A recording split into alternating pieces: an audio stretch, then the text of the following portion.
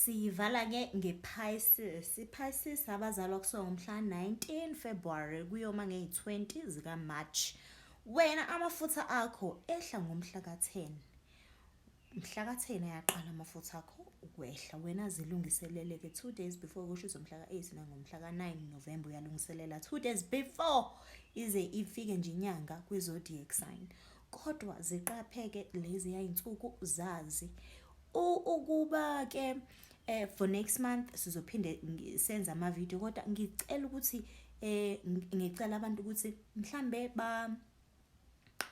yini lento eyenziwayo umuntu a record so that bazo check ukuthi bayakwazi ku understand, like make a post and tell us about ngenyanga yakho elandelayo ukuthi sikhombisa ukuthi usuyakwazi ukwenza kuma moon phase, ukuthi usuyazazi izinsuku zakho, usho ukuthi wena star sign sakho yini, bese futhi wena uyazi ukuthi izinsuku zakho zinini usitshela ukuze sizobona ukuthi siyafunda yini, ngoba phela ngeke ngize ngenze njalo phela nami lento for wonke ama zodiac sign.